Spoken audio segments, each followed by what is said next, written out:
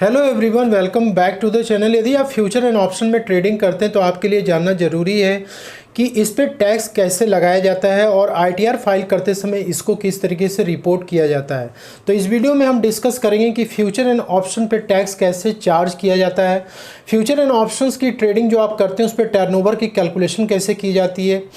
इसके बाद यदि आपको फ्यूचर एंड ऑप्शंस का रेडी टू यूज़ रिपोर्ट चाहिए तो आप कैसे उसको डाउनलोड कर सकते हैं।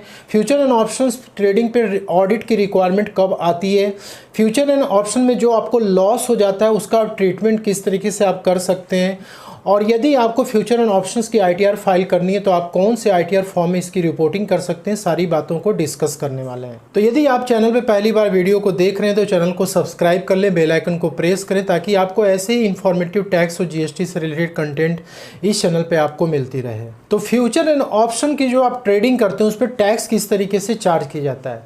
तो सबसे पहले तो फ्यूचर एंड ऑप्शन की इनकम टैक्स लॉ में ये जो एक्टिविटी होती है उसको बिजनेस एक्टिविटी मानी जाती है। तो बिजनेस एक्टिविटी केस में आपको फ्यूचर एंड ऑप्शन में या तो प्रॉफिट हो सकता है या फिर आपको लॉस हो सकता है। तो फ्यूचर एंड ऑप्शन पे जो भी प्रॉफिट और लॉस होता है उस पर इनकम टैक्स एक्ट में स्लैब रेट से टैक्स यहाँ पे चार्ज किया जाता है। तो ओल्ड टैक्स रिजीम का स्लैब रेट देख सकते हैं कि 2.5 लाख, 3 लाख और 5 लाख अलग अलग इंडिविजुअल्स के लिए, 60 साल के नीचे वालों के लिए 2.5 लाख है, सीनियर सिटीजन के लिए 3 लाख और 5 लाख तक जीरो रेट से टैक्स लगता है। 2.5 से 5 के बीच में 5%, 5 से लेकर के 10 लाख के बीच में 20% और एबव 10 लाख यदि आपकी इनकम होती है 30% का रेट ओल्ड टैक्स रिजीम में चार्ज किया जाता है। वहीं पर यदि आप न्यू टैक्स रिजीम में आईटीआर को फाइल करते हैं तो यहाँ पे स्लैब रेट थोड़ा सा चेंज है। 3 लाख रुपये तक जीरो रेट से टैक्स लगेगा, 3 से 6 में 5%, 6 से 9 में 10%। इस तरीके से आप इस स्लैब को देख सकते हैं। यदि 15 लाख के ऊपर यदि आप फ्यूचर एंड ऑप्शंस में आपको प्रॉफिट होती है तो उस केस में 30% के रेट से वहां पे टैक्स चार्ज किया जाएगा। तो आपको ये स्लैब रेट देख लेना है कि आपका फ्यूचर एंड ऑप्शन की जो भी प्रॉफिट हुई है किस में फॉल करती है। फ्यूचर एंड ऑप्शन का टर्नओवर आप कैसे निकाल सकते हैं। तो फ्यूचर एंड ऑप्शन का जो टर्नओवर होता है वो क्यों निकाला जाता है, क्यों इसकी रिक्वायरमेंट आती है। तो सबसे पहले तो ऑडिट पर्पस के लिए इनकम टैक्स एक्ट में यदि टर्नओवर नहीं रहेगा तो ये डिसाइड करना मुश्किल हो जाएगा कि आप ऑडिट के दायरे में आते हैं कि नहीं आते हैं। तो इसलिए ऑडिट पर्पस के लिए टर्नओवर रिक्वायर्ड होता है। दूसरा होता है प्रॉफिट एंड लॉस, कि आपके जो भी प्रॉफिट कैलकुलेट की जाती है इसी टर्नओवर के बेसिस पे ही कैलकुलेट की जाती है। लॉस भी यदि आपका आएगा तो टर्नओवर के बेसिस पे कैलकुलेट किया जाएगा। तो फ्यूचर एंड ऑप्शन की जो टर्नओवर की कैलकुलेशन होती है वो थोड़ी सी डिफरेंट होती है। जैसे कि आप यहाँ पे देख सकते हैं कि मान लीजिए कि आप किसी भी इंडेक्स में आप फ्यूचर एंड ऑप्शन करते हैं, जैसे कि आप निफ्टी 50 में या बैंक निफ्टी में आप फ्यूचर एंड ऑप्शन की ट्रेडिंग करते हैं, या फिर किसी इंडिविजुअल कंपनी का शेयर लेकर के उसमें आप ट्रेडिंग करते हैं। तो यदि आपको फ्यूचर हो या फिर ऑप्शन हो, यहाँ पे जो आपको एब्सोल्यूट गेन या लॉस होता है यही आपका टर्नओवर होता है। जैसे यहाँ पे 3,000 रुपये का आपको लॉस हो रहा है लेकिन फिर भी ये टर्नओवर में काउंट होगा, और यहाँ पे 8,000 रुपये का आपको गेन हो रहा है तो 8,000 रुपये का टर्नओवर में काउंट होगा। अगेन यहाँ पे जो लॉस होगा वो आपकी टर्नओवर ही कैलकुलेट की जाएगी। अब यहाँ पे जो भी टर्नओवर की कैलकुलेशन है ये आपने देख ली, लेकिन आपको जो भी आप फ्यूचर एंड ऑप्शंस में ट्रेडिंग करते हैं तो उसमें लार्ज नंबर ऑफ ट्रांजैक्शंस आपके होते हैं, वॉल्यूम ज़्यादा होता है। ऐसे केस में ये थोड़ा पॉसिबल नहीं हो पाता है कि हम बैठ करके एक एक ट्रेड का जो है वहाँ पे टर्नओवर कैलकुलेट करें। तो यहाँ पे आपको रेडी टू यूज़ आपको एक रिपोर्ट चाहिए फ्यूचर एंड ऑप्शंस की, जिससे कि आप वहाँ पर उसका टर्नओवर भी देख सकें, उसका प्रॉफिट एंड लॉस भी देख सकें। अब जैसे कि इंडिया में काफ़ी सारे ब्रोकर्स हैं जिसके प्लेटफॉर्म से कि आप ट्रेडिंग करते होंगे, जैसे जीरोधा हो गया, एंजल वन हो गया, ग्रो एप्लीकेशन हो गया, या फिर और भी अदर ऐप्स हैं जिसके थ्रू आप करते होंगे। तो इनकेस यदि मान लीजिए कि हम जीरोधा का यहाँ पे एग्जांपल लेते हैं तो आपको यदि डाउनलोड करना है तो आप कैसे डाउनलोड कर सकते हैं। रिपोर्ट डाउनलोड करने के लिए आपको जीरोधा पे लॉगिन कर लेना और यहाँ पे आप आएंगे राइट हैंड कॉर्नर में, तो यहाँ पे आपको जीरोधा कंसोल दिखेगा, इस पर आपको क्लिक करना है।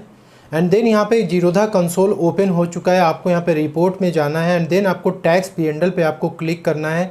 यहाँ पे आपको फाइनेंशियल ईयर 23-24 सेलेक्ट करना है। देन आपको यहाँ पे एरो पे क्लिक करना है, download tax P&L report for all segment, इस पे आपको क्लिक करना है।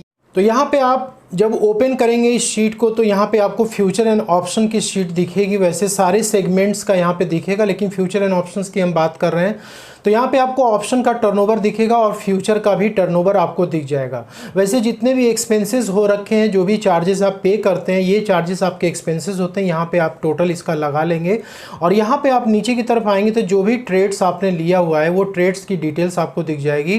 तो यहाँ पे आपको सेल वैल्यू जो है इसका आप टोटल लगाएंगे और बाई वैल्यू का भी आप टोटल लगा लेंगे। ठीक है, तो जो सेल वैल्यू आप यहाँ पे टोटल करेंगे वही सेल वैल्यू आपको ऊपर दिखाई देगी। ठीक है, तो ये टर्नओवर आपको अपने ITR में रिपोर्ट करनी है। इसके बाद यहाँ पे आप देख सकते हैं कि इसकी बाई वैल्यू भी दी गई, बाई वैल्यू को भी टोटल आपको कर लेना है और यहाँ पे आपको रियलाइज P&L का ऑप्शन दिख रहा है। ठीक है, तो ये PL जो आपका होगा ये आपको ITR में रिपोर्ट करनी पड़ेगी। यहाँ पे आप देख सकते हैं कि यहाँ पे प्रॉफिट भी आपको कैलकुलेट करके दे देगा। ठीक है, तो यहाँ से आप डिटेल सारी अपनी चेक कर सकते हैं। चेक करने के बाद तब आप अपनी ITR को फाइल कर सकते हैं। इसके बाद नेक्स्ट होता है कि फ्यूचर एंड ऑप्शन की जब ट्रेडिंग आप करते हैं तो आपको अपने बुक्स ऑफ अकाउंट्स की ऑडिट कराना कब जरूरी होता है। तो देखिए, ऑडिट कराने के लिए यहाँ पे टर्नओवर काफ़ी इंपॉर्टेंट रखता है। तो यदि आपका एक फाइनेंशियल ईयर में टर्नओवर यदि आपका 10 करोड़ के ऊपर क्रॉस करता है तो ऐसे केस में सेक्शन 44AB के तहत आपको ऑडिट कराना मैंडेटरी है किसी चार्टर्ड अकाउंटेंट के द्वारा। तो यहाँ पे जो टर्नओवर की लिमिट दी गई है, ऐसे केस में आपको बुक्स ऑफ अकाउंट मेंटेन करना है। लेकिन कुछ लोग ऐसे होते हैं जो बुक्स ऑफ अकाउंट को मेंटेन नहीं करना चाहते हैं, फिर भी फ्यूचर एंड ऑप्शन की जो भी ट्रेडिंग होती है उसको अपने ITR में रिपोर्ट करना चाहते हैं। तो इसके लिए प्रिजेंटिव टैक्सेशन स्कीम का ऑप्शन जो आपको चूज़ करना पड़ता है। तो यदि आप बिजनेस करते हो साथ में आप जो है फ्यूचर एंड ऑप्शन की ट्रेडिंग करते हैं तो यहाँ पे आप 3 करोड़ रुपए तक यदि आपका टर्नओवर है तो आपको ऑडिट कराने की ज़रूरत नहीं पड़ेगी। और यदि आप प्रोफेशनल डॉक्टर, CA, लॉयर हैं और आप फ्यूचर एंड ऑप्शन में ट्रेडिंग करते हैं तो 75 लाख रुपए तक का जो टर्नओवर है यहाँ तक आप जो है रिपोर्ट कर सकते हैं और यहाँ पे आपको बुक्स ऑफ अकाउंट भी मेंटेन करने की ज़रूरत नहीं है और ना ही इसको आपको ऑडिट कराने की ज़रूरत है। अब यहाँ पे देखिए 3 करोड़ 75 लाख की जो टर्नओवर है तो यहाँ पे कंडीशन ये कि 95% आपकी जो रिसीट होनी चाहिए और जो पेमेंट होनी चाहिए वो बैंकिंग चैनल के माध्यम से होनी चाहिए, डिजिटल मोड में होना चाहिए। लेकिन यहाँ पे जो प्रिजेंटिव टैक्सेशन स्कीम के तहत जो आपको अपनी ITR में रिपोर्ट कर रही है इनकम, तो वहाँ पे एक कंडीशन ये है कि आपको इनकम मिनिमम 6% इनकम आपको डिक्लेयर करना है। जो भी आप टर्नओवर उसमें रिपोर्ट करेंगे उसका मिनिमम 6% कैलकुलेट करके आपको वहाँ पे रिपोर्ट करना है। यदि आप 6% के नीचे यदि आप जाते हैं, ठीक है, या फिर आपको लॉस हो जाता है फ्यूचर एंड ऑप्शंस में, वैसे 95% लोगों को यहाँ लॉस ही होता है, केवल 5% लोग फ्यूचर एंड ऑप्शंस में पैसा बना पाते हैं, जो कि एक रियलिटी है। तो यहाँ पे यदि आपको लॉस हो रखा है या आप 6% के नीचे डिक्लेयर करना चाहते हैं अपनी प्रॉफिट को, तो ऐसे केस में आपको ऑडिट कराना मैंडेटरी है। सेक्शन 44AB के तहत आप इन दोनों ही केस में आपको ऑडिट कराना मैंडेटरी है और यहाँ पे आपको बुक्स ऑफ अकाउंट मेंटेन करना सेक्शन 44AA में मैंडेटरी है। अब यहाँ पे यदि आपका टर्नओवर 2 से लेकर के 10 करोड़ के बीच में है तो यहाँ पे ऑडिट आपको कराना मैंडेटरी नहीं है, लेकिन आपको बुक्स ऑफ अकाउंट मेंटेन करना जरूरी है। इसके बाद यदि हम बात करते हैं कि यदि आपको फ्यूचर एंड ऑप्शन में लॉस हो जाता है, बहुत सारे लोग जब लॉस होता है तो उसको ITR में रिपोर्ट नहीं करते हैं। बहुत सारे लोगों के अंदर मिसकंसेप्शन है कि यदि लॉस हो जाएगा तो भी हमको टैक्स देना होगा, तो ऐसा बिल्कुल भी नहीं है। आपको अपना लॉस ITR में रिपोर्ट करना चाहिए फ्यूचर एंड ऑप्शंस की, क्योंकि यहाँ पर आपको इनकम टैक्स लॉ के तहत आपको 8 असेसमेंट ईयर तक ये आपको फैसिलिटी मिलती है कि आप उसको कैरी फॉरवर्ड करके ले जा सकते हैं। ठीक है, और यहाँ पे आप जब कैरी फॉरवर्ड करते हैं अगले साल 8 साल तक, तो उसमें आपको एक फ़ायदा मिलता है कि आप अपने इस लॉस को सेट ऑफ कर सकते हैं।